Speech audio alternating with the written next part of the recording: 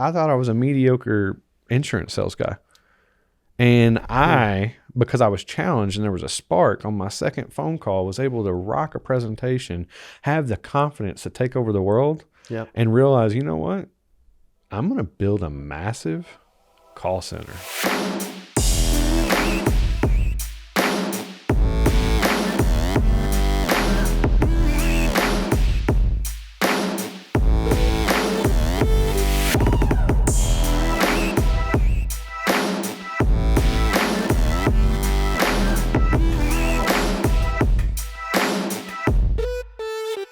Hey, welcome back. Excited for a phenomenal interview today. I'm telling you what, the dude in the chair to my right, Justin Rosson from El Dorado, Arkansas, is crushing it. He's building a virtual salesforce that are selling over the phone and helping prospects all over the country, and he is absolutely dominating at it. So if you're like, okay, I would like to sell more insurance. Any of this is true, by the way. You're going to want to watch the whole thing, guaranteed. I want to sell more insurance.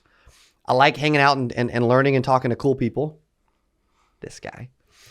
Or I want to learn to sell virtually over the phone from home, from anywhere, from Mexico, Canada, doesn't matter, right? Well, if any of these are true, you're going to love today. Justin, what's up? Welcome to the studio, bro. What is up? Man, this is awesome. Yeah? Yeah, I need you probably get this a lot, but I need the audio clip of that introduction. Just yeah. Play it every day when you wake up. Right. Yeah. Every day when I wake up and when I go to bed. So I just remind myself. Yeah. I think my alarm is like the Rocky. Oh yeah. Like a Rocky ringtone, you know? Yeah.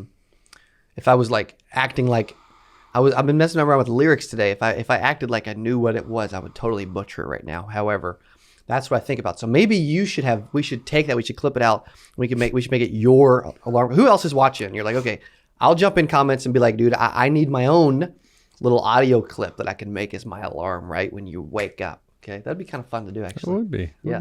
Well, dude, what's your experience been like today, man? It's been cool. You're up from El Dorado. We're spending the day together. We're doing a power day. We're really analyzing your business and how we can blow it up and scale. What's been your experience from the moment you arrived? Man, the experience that I've had, right out of the gate was, not out of the gate, through the door. Actually, I'm gonna back up. Before I even got out of my truck, just warmth.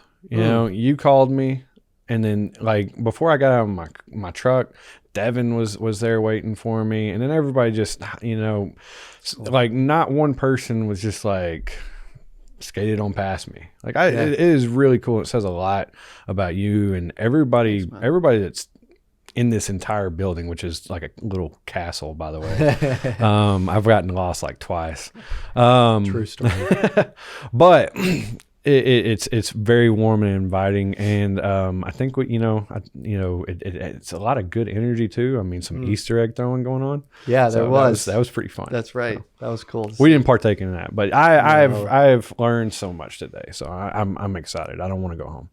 Dude, stick around, man. Right? Just stay with us till Friday. Jump on the jet. Go to Omaha for the Ultimate Agent, which I'm not supposed to be releasing where we're going, but I just did. So that's why you watch interviews, right?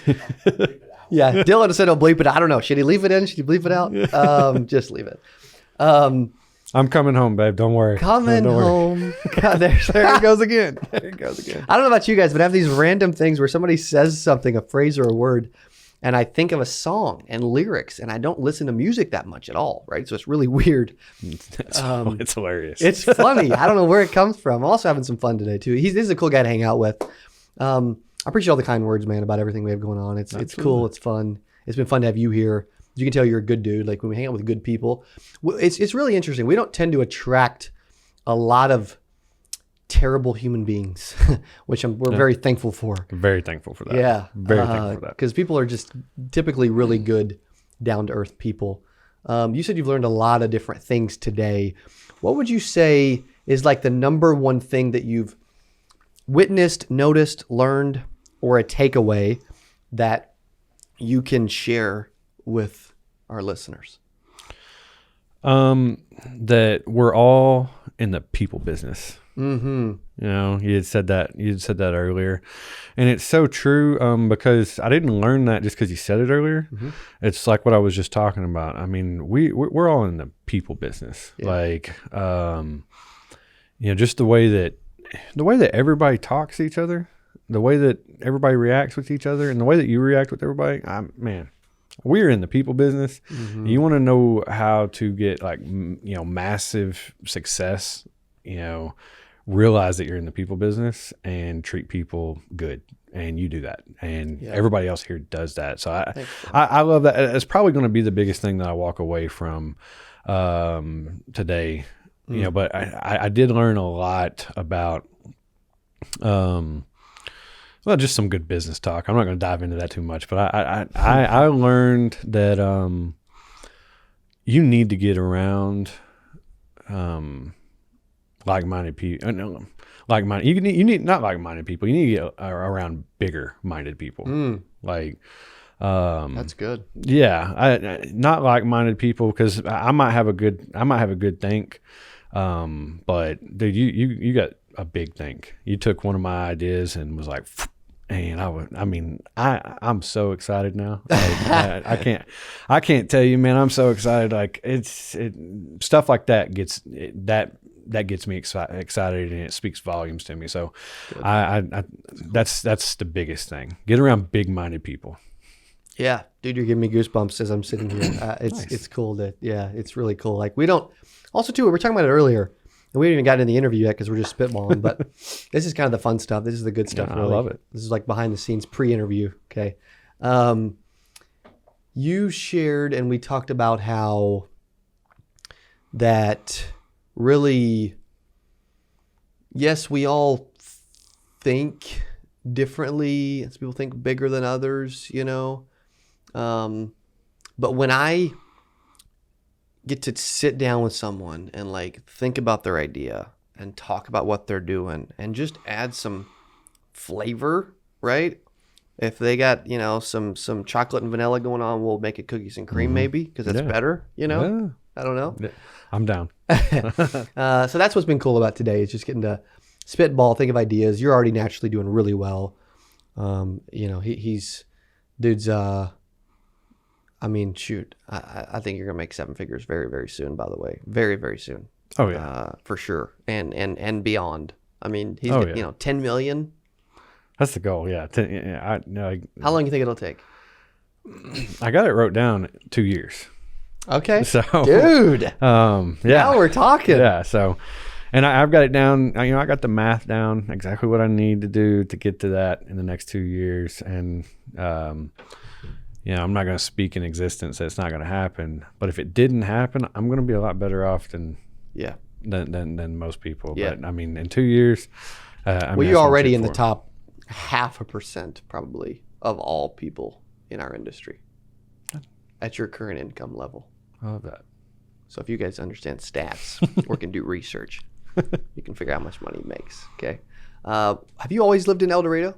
Or where were you born? No, I come from Texas, a little town called Paris, Texas. Paris, Texas. Yeah. I've heard of it. Where's it at? It's famous for its Eiffel Tower. And it's got a red cowboy hat. I haven't been there in a while. On top of the Eiffel Tower? Yeah. It's a little miniature Eiffel Tower. It's that's what everybody that passes through Paris, they got to stop by and see the Eiffel Tower. It's got a really awesome veterans monument there right next to it now. That's cool. They went like way out of their way for it. It's really, really an honor. Wow. But that's Paris, that's where I grew up. I was born and raised. What part of Texas? Northeast. Northeast Arkansas. Okay. Northeast Texas. Oh, we're Northeast Texas. Yeah, you're from Arkansas now. Yeah. Okay, and then what did your childhood look like? Like, who was Justin? How old are you now? I'm 34. 24? 34. 34. Well, who was Justin like 20 years ago when you were 14? Oh man, I hesitated on the age right there for a second, because when you said who was Justin back then, it actually hit a nerve. Why? I haven't even told you this kind of stuff. Like I have one of those. I like to call it a cliche testimonies because Mm-hmm. you hear, the bad testimonies and you're like, oh, there's another Yeah. goalcast motivation type testimony. But I had that. I come from a,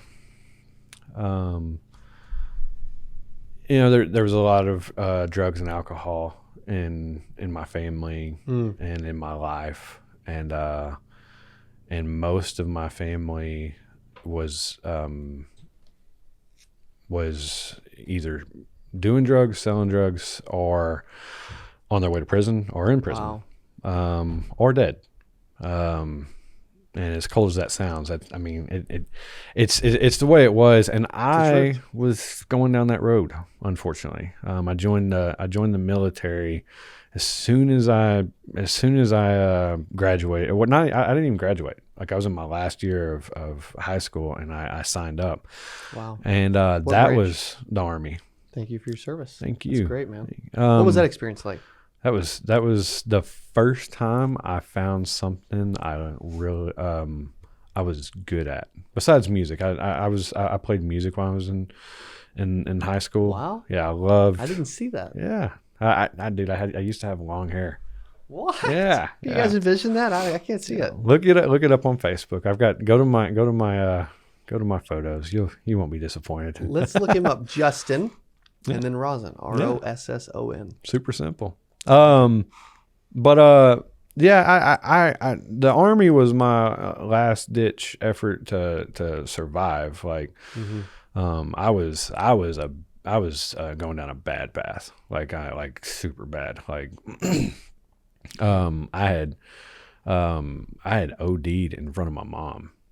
Like, I was. Oh my gosh. Yeah. At Like, what age? Right. I mean, 17, 18. Can't even remember. Wow. I had I had done some bad stuff, and like, I was like, my mom was just so worried, like, about me, like, and she didn't even know, that I had fallen victim to that lifestyle. Is that when she learned about it? Yeah.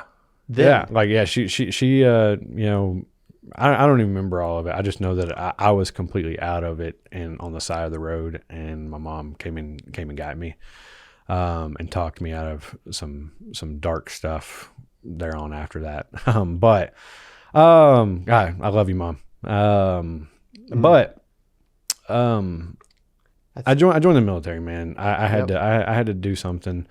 I gave up on music, which was like my dream, but that lifestyle, like, at a young age, I just wanted to party, and so I joined the military.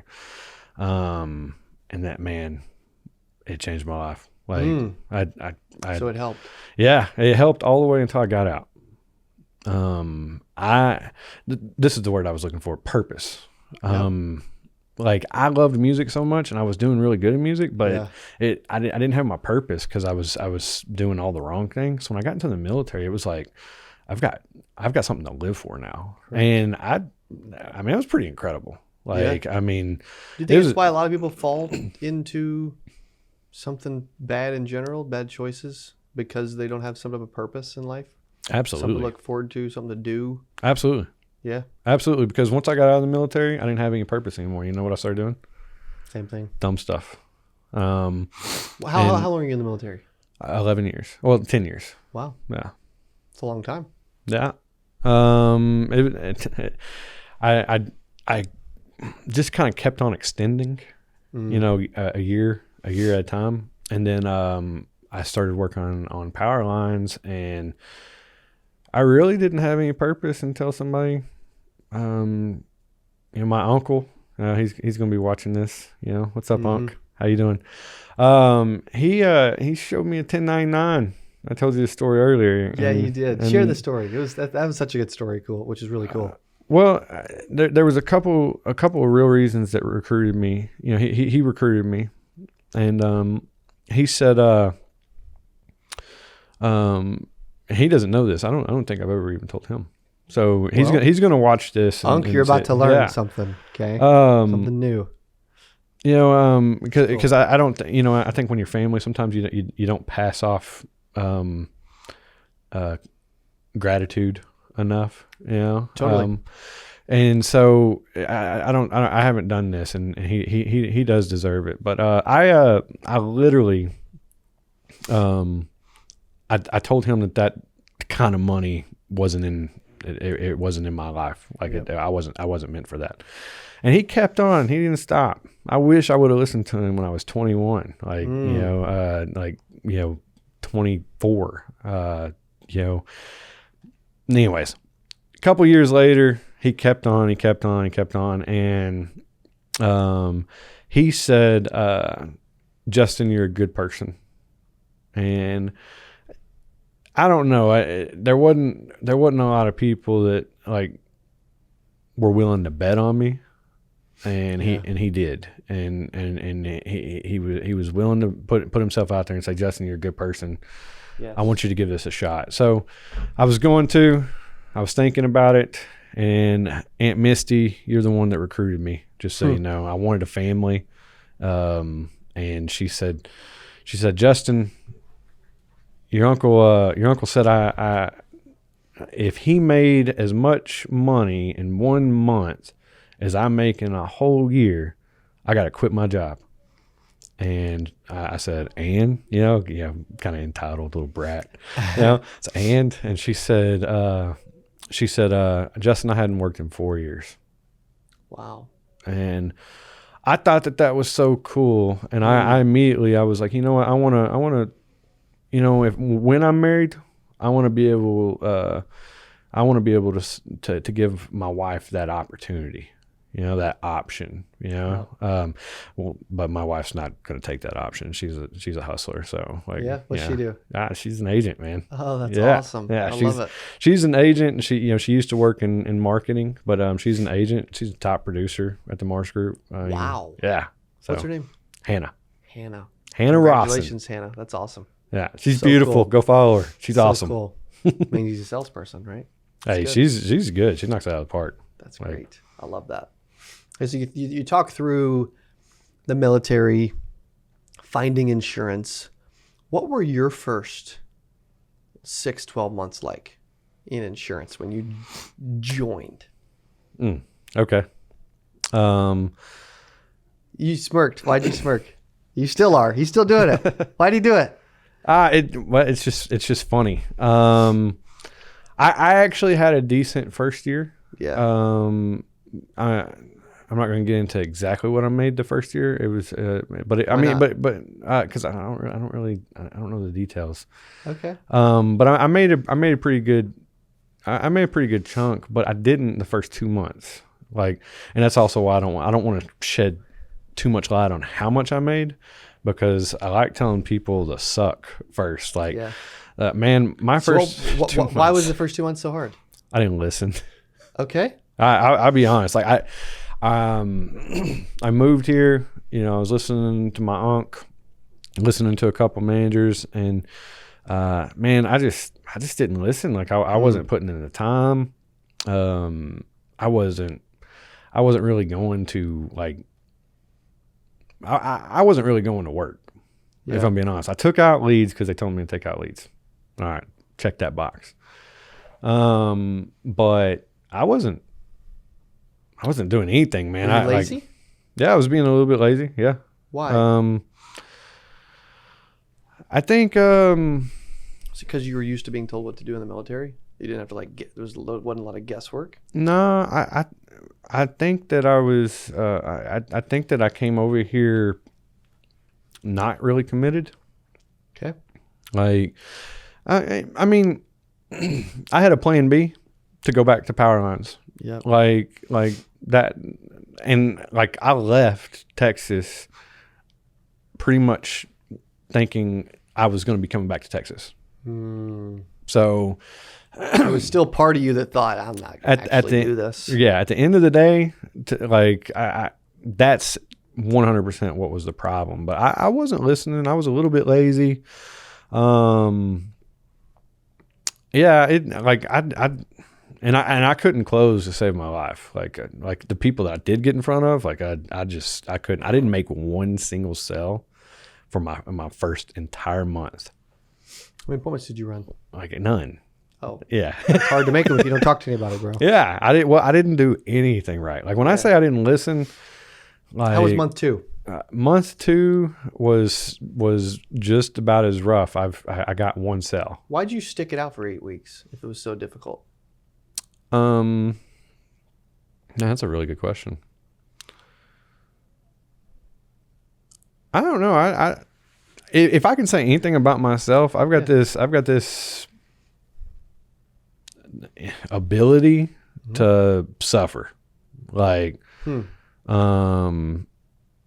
know, I got this ability to suffer. Like it was like it was bad. Like, and just keep on positive going. and a negative. Right. It is, because I mean sometimes you'll go way further than you were supposed to go in suffering, and I've been there a lot of times. Hey, you don't have to do that. All right. Yeah. But yeah, I only did that one other time. You know, after that second month, I started making really, really good money. About how much a month in premium were you writing? Oh, I mean, just you know, anywhere between 12 and 15. I mean, nothing crazy. I was never a crazy producer. No, that's good. A lot of agents don't do that. Yeah, I would hang out in that area. Probably it was also more money than you ever made before. It definitely was. And I was cool with that. Yeah. Yeah. Goes back to like law of the lid, you know? Mm-hmm. It was, yeah. Did you settle there for a while?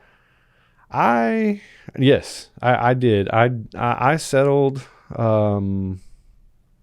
making that much money,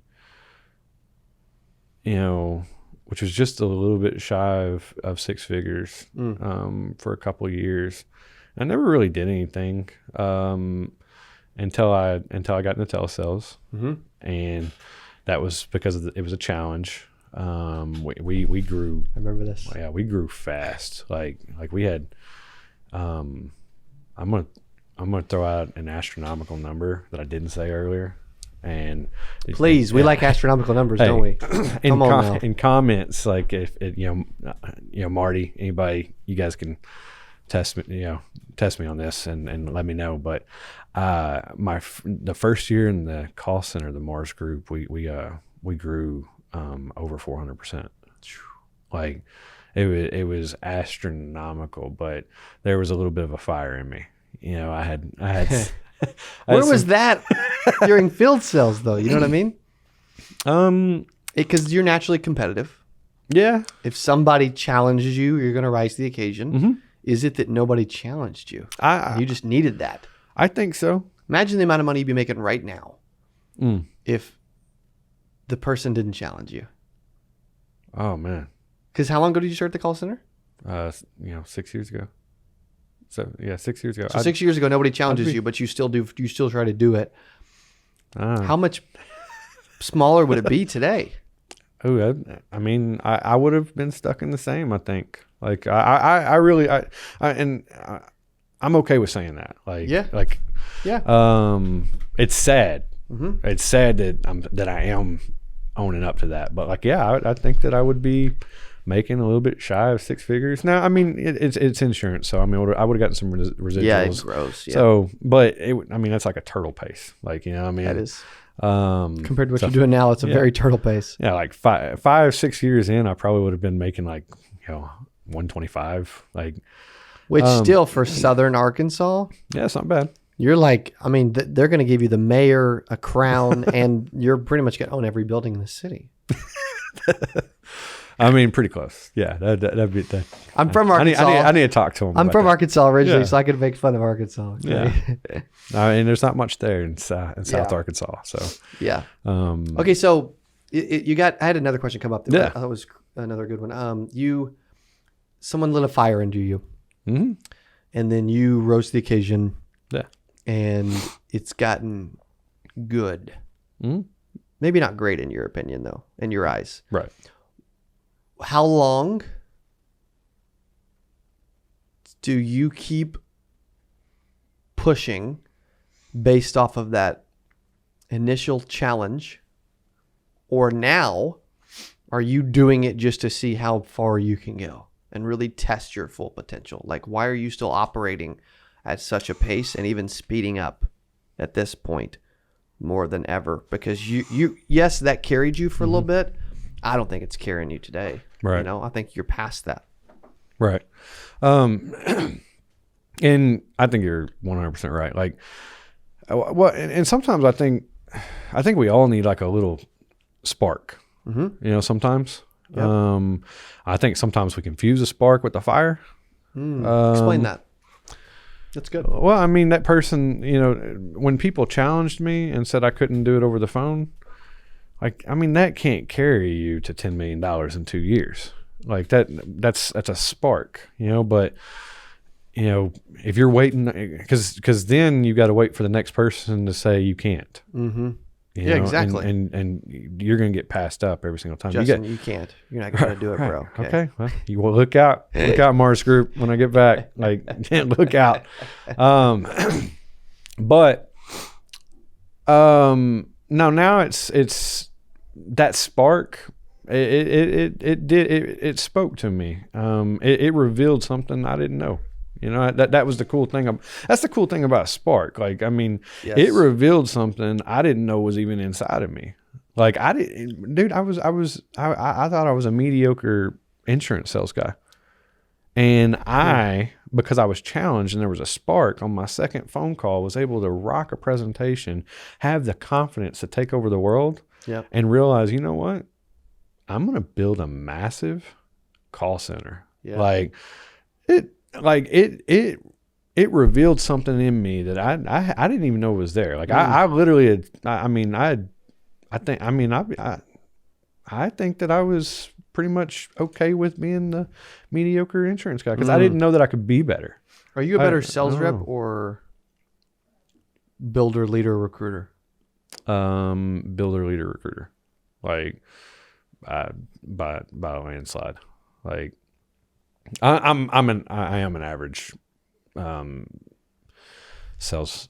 Well, I can't say that. I don't think you're average. No, I can't say that. That sounded. That hurt. Like, Good. That hurt me. Like, I'm sorry. No, I'm maybe way better. compared to like the top leaders, recruiters, builders in our space, right? Maybe you're average there. Yeah. Sales wise, right? But you're naturally.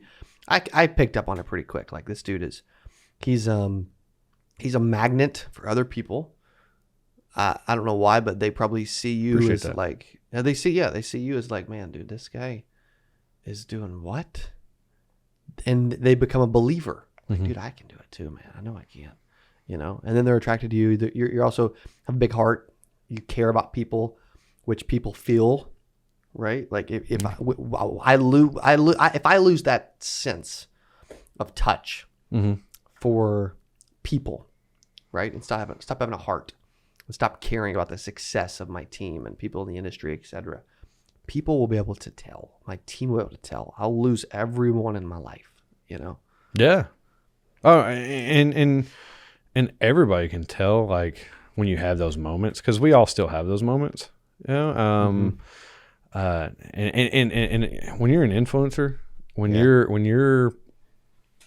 you are a good leader, like, people can notice when, like, you're hurting, like, a little bit, when you're off, you know?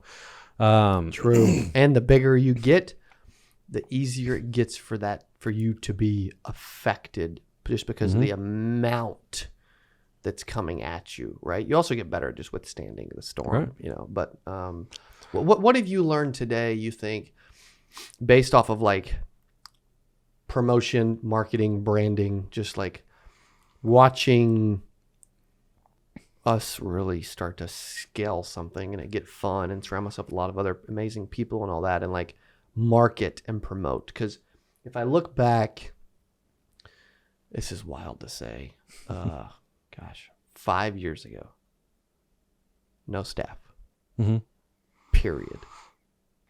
What have you noticed today in relation to that? Just the promotion and marketing and branding and stuff, because we were talking about that a little bit earlier. On you guys?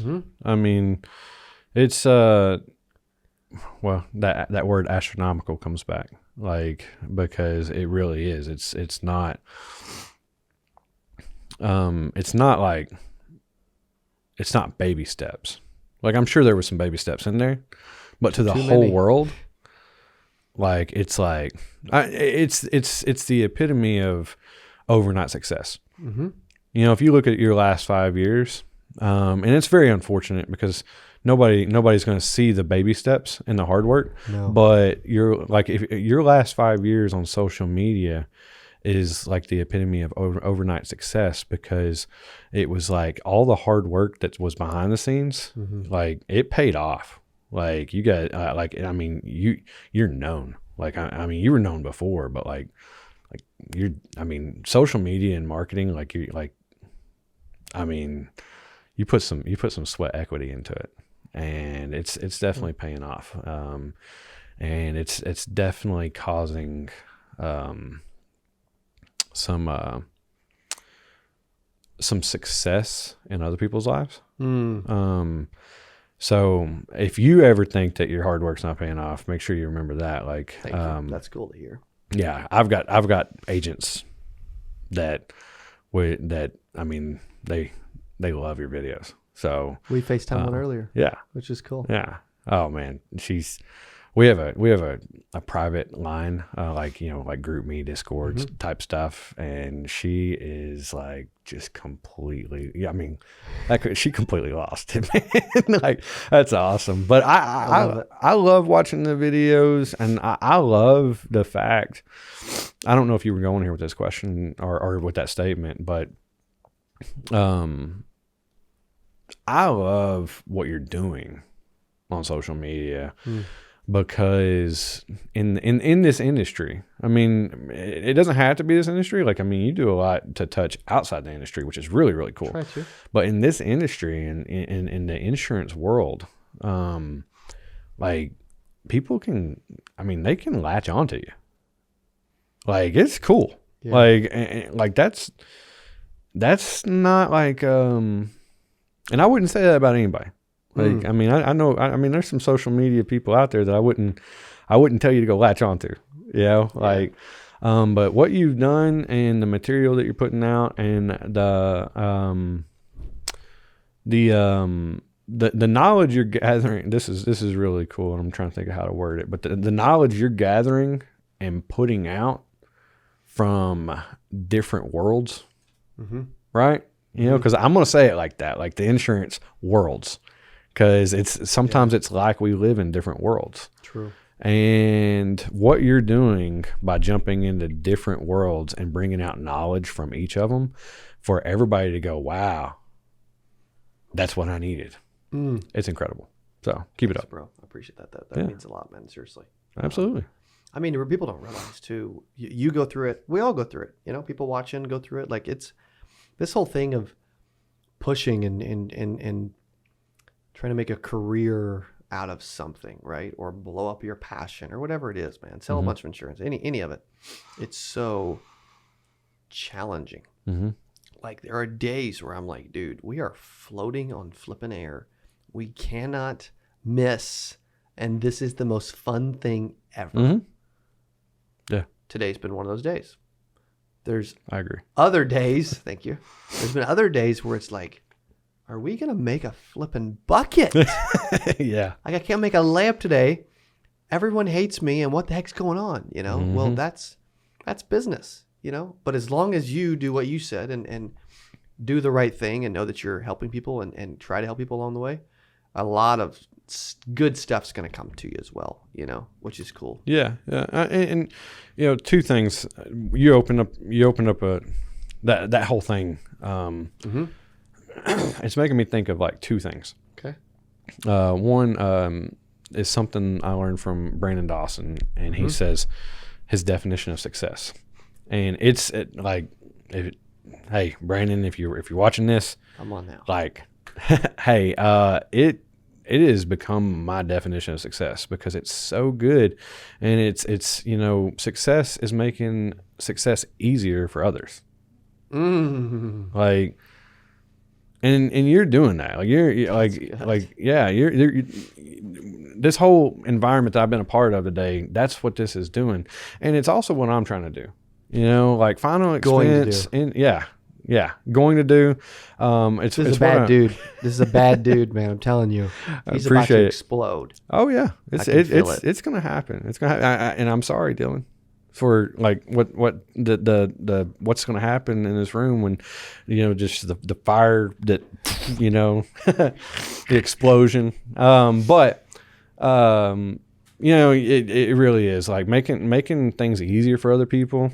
That will carry you so much further than all the other stuff. And I don't even know what the second thing I was going to say was. First one was so good. We all forgot you even had a second. Yeah. One, right.